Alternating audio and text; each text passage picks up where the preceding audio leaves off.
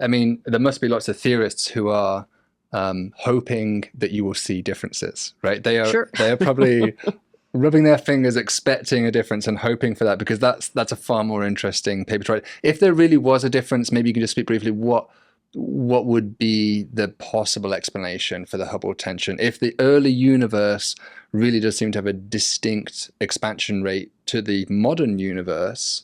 What's going on? How do we make sense of that? Yeah, so there've been a lot of ideas put forward. It's interesting how many ideas have been put forward. And what's really, I think, important is that the data now have become so good that it constrains most of these models. They just don't work. And Mm, so that's good. They're being confronted.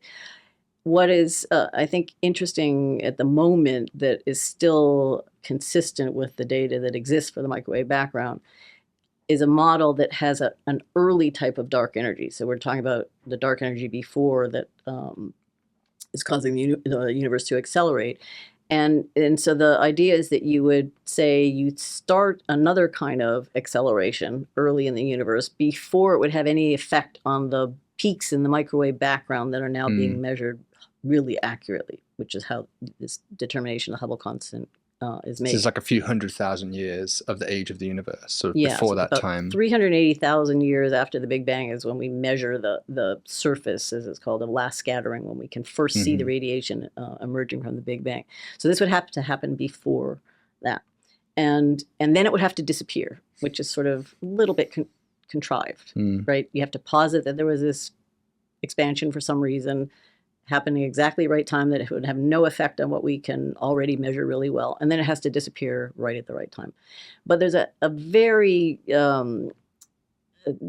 not, not a large signal, but there's a hint in some of the cosmic microwave background measurements now that maybe there's evidence for this kind of early expansion. But now the data are getting so good again. So in the next few years, there are going to be release of new data on the microwave background that if this is real, it's going to be a booming signal, Mm. and no question, or it's going to disappear into the noise. So that we talk about sigma, we mentioned that word before, but 2 or 3 sigma effects, where people talk about statistical significance of a difference at 2 or 3 sigma. Often those disappear when you Yeah. get better data, and so we'll see. And if it isn't that, people are creative. They'll come up with other possibilities, and those will be eventually confronted by data. And there's an answer to this question. And the question is, when will we have the answer? And I don't think we're there yet, but what excites me is that there's so much data that this is going to get so much better in the next several years that I think Yeah. we'll be able to say something really interesting. And then finally, the future of cosmology. I remember when I was studying astrophysics at Cambridge, a professor told me, "Don't study cosmology. It's all figured out. It's not they're just all they're doing now is measuring these constants to more and more precision." And I think in hindsight that advice was totally wrong.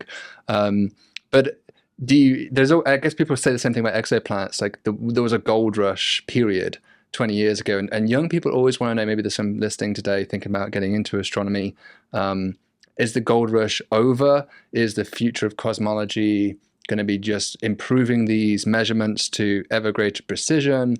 Or is there going to be new vistas in cosmology you're expecting, new transformations thanks to these giant Magellan telescopes, these 30-meter glass things we're building on the ground, or future space-based telescopes, James Webb programs that you're working on?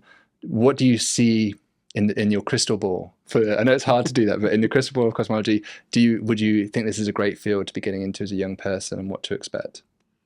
I think, well, we often see these end of history books that are written, or end of science books that coinciding with millennia changes or whatever. But I think if I look ahead to the field, and there are things like the Rubin telescope that's going to be coming online, surveying the sky to unprecedented depth and time resolution and so on, and the big telescopes that are going to follow up those observations, and the James Webb Space Telescopes, and improvement in Gaia, and what's going to happen in future in space, and LIGO and its measurement of gravitational waves. And I just don't see this field ending right now. And Hmm. I think anytime we've gotten greater capability in astronomy, we learn something, we make Yeah. discoveries, and I don't know where those will come. And I think in general in science, fields do dry up for a while often. You make progress as far as you can make because your technical capability doesn't allow you to go farther, but then you get a next jump and then maybe you learn something interesting again. But so where that will go, I think in terms of describing the universe and our understanding of essentially a basic model of cosmology. There are still things we can learn. We'll see what those are, including maybe we'll say this is a pretty good standard model, and it's time to work on other things. But there are plenty of things in cosmology that we're going to learn about in these large surveys. I think it's just the ability, the statistical, the improvement in statistical precision and size of these surveys and the ability to study on larger scales. I think it's just gonna open up a new world. So Peel back the onion, see another layer. Peel back the onion. Yeah. And I think again, it's starting out in the field and what was possible to measure, and we haven't talked very much about the microwave background, but theoretically it was predicted that there would be oscillations in the early universe, essentially ability to measure sound waves in the early universe, but no one thought that this was going to be technically feasible because the perturbations are so small. It's like 1,000th of a percent.